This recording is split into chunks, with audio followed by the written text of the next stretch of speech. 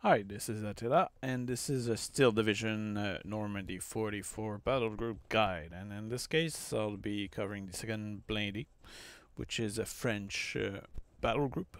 And, well, this is a free French battle group, let's say. And what's interesting about this one is that this is actually, I think, so far my favorite battle group. And I will explain to you why and the set of unit I chose. And I will explain to you the rationale for it. So let's go with it. So what I find interesting about this battle group is that first of all you have a lot of recon and they all have experience, and you can see that I filled this up, and so I use group SPAT-HIS with the NEM what is it, AM20 M20 AM-M20, yeah, that's the one. So few recon infantry, which are good. Then I used a lot of group of the AM-M8 SPA-HIS, which have one star of experience, and here you have two of them which have 2 star of experience, which make them really effective. And what's interesting about this unit in particular is that first of all you have 7 AP power, which make them effective against early tank up to a certain point. Secondly, you have a 50 cal on top plus an MG here, so with a 50 cal actually can kill half track or that kind of stuff, so that make it effective at suppressing the enemy. You can also suppress the enemy tank very effectively, and since this is a recon, you have a high optic, which make them good at spotting on Titan gun at the beginning. So early on, you can use this unit to really move super fast at 95 km/h on the road, engage the enemy, suppress them, and capture them super fast. Then I bring some SPA-HIS with some Scout Car M3, and what's interesting here is that this car actually has a 50 cal, so good. Well, I'm not sure if that's a 50 cal, but it's a 12.7 millimeter. So this can also suppress the enemy and potentially kill. Then, in terms of infantry, I bring the what I suppose is stand for mitrailleuse, which is 12.7 millimeter. I think this is the only battle group so far which can bring such a heavy machine gun at phase A. And this thing is really effective at suppressing both infantry and vehicle. So you can put that into a building, and especially early on, since the enemy don't have much armor, you can actually kill vehicle with this infantry unit. So that's pretty good. Then you have the Nueve. I'm not sure how to say that. This is a very good infantry. We'll nearly call this elite infantry. They have 2 star of experience. Actually, that seemed to be an MG34. Interesting. And it's very effective unit. Also, they bring a half track, which is also a Navy machine gun here, 12.7. So armor piercing. So yeah, that's really powerful. So when you combine all these very mobile units and all that heavy armor piercing capacity, potentially you can really kill a lot of enemy early on. Okay, then phase B, I bring some sapeur with half track. This time it doesn't have much of a machine gun here. But what's interesting with the sapeur is that if you look at it, these guys, they have TNT, which is actually super good against enemy in building or defending against infantry. On top of that, they also have an anti-tank gun, and they have some M1 Grant and some Thompson. So, and additionally a half track. So this unit of infantry is really powerful. It doesn't have experience in this case, but still very good unit. Then CDP, not sure what that stands for, probably a command or something, but that's a command unit. And Voltigeur, and this is a Thompson. So anti-tank also. The half-track also have a heavy caliber, so very good against light vehicle, I guess. Also, finally, I bring a voltigeur mitrailleuse. In this case, you have 2 MG, and this half-track also have a heavy caliber, so this can suppress half-track, and the infantry itself is really good against other infantry, so very good unit.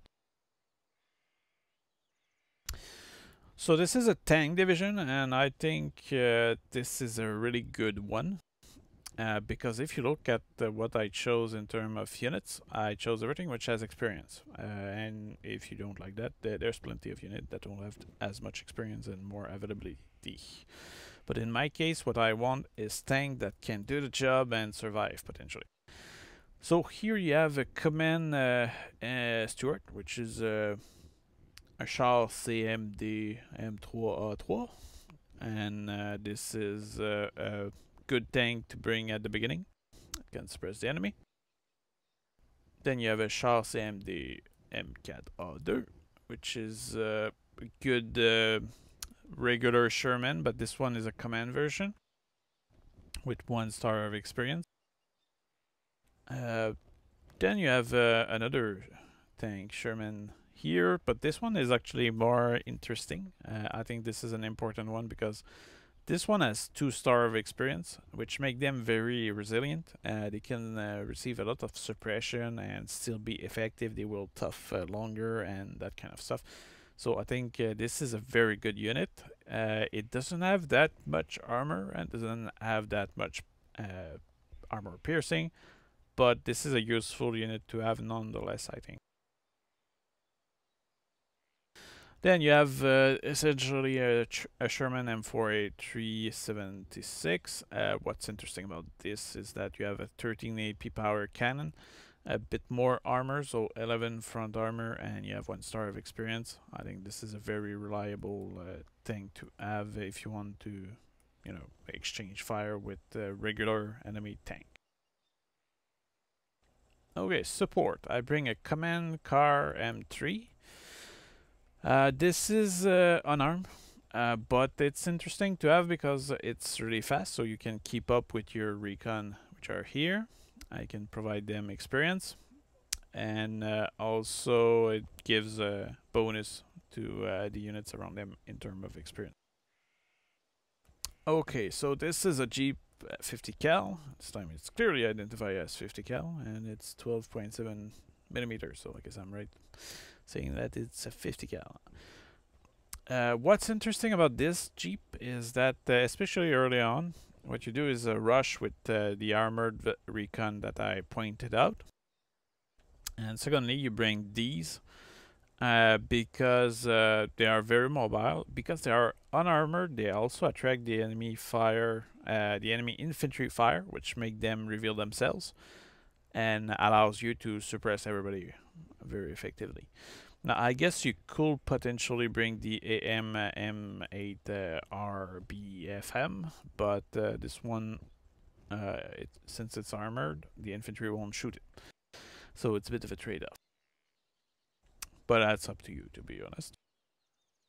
And actually, I had an enormous amount of success capturing enemy troops with this because this is fast on the road, and early on, if you can surprise them, it's awesome. Then B phase, I bring some supplies because you never know. I had some issue with supplies in many rounds where I ended up having to stop messing around with my phase A units and bring supplies to because they wasted all their ammo on the enemy killing them. Okay, then anti-tank. Well, this is something I went with only tank destroyers, but this is really up to you. I will say that bringing a cannon might be a good idea, but my issue with it is that, first of all, this is only 11 AP power, so it's only useful for phase A and potentially B. But even at B, you will get bombed and stuff, so that's not necessarily good. Then you could bring some fusiliers de marins, so marines essentially with the bazooka. That's a good unit. But ultimately, what I mostly like in this battle group is the fact that you can start with this unit. And this is a tank destroyer. You have 13 AP power and 8 front armor. And I will say this is pretty much the equivalent of the Firefly, but for the allies. You bring this, and early on you will dominate against enemy tank in many cases, unless you meet a Firefly or an anti-tank gun, but you have your other unit for dealing with that.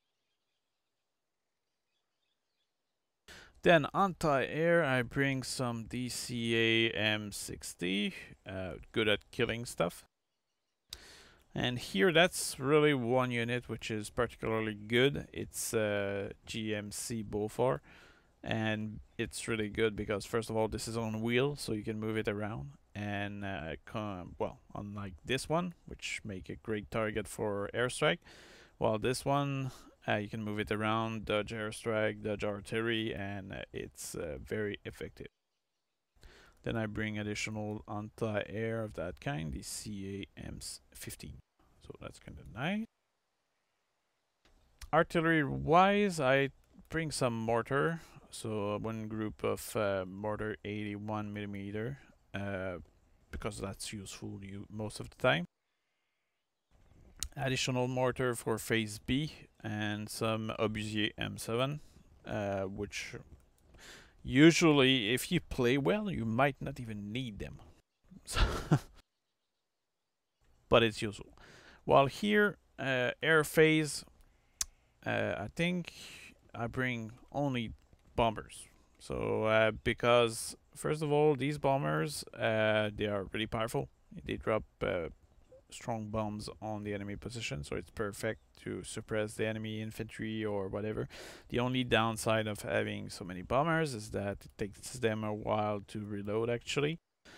It's a bit of a trade-off, but because they fly high, they can survive the anti-air, and you can suppress their anti-air effectively.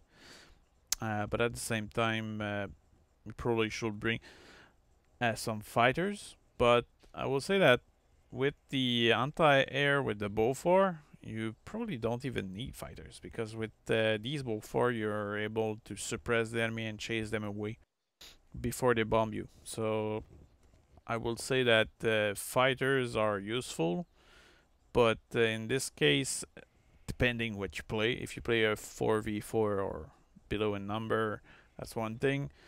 But if you play 10 versus 10, you can probably survive with this unless your team is terrible and doesn't provide any air superiority. So that is it for this battle group. I hope you appreciate that, agree with my choice or not, and tell me about it. And I'll show you how to use it. I already have a couple of battles in which I'm having quite impressive score with this battle group already. So see you there.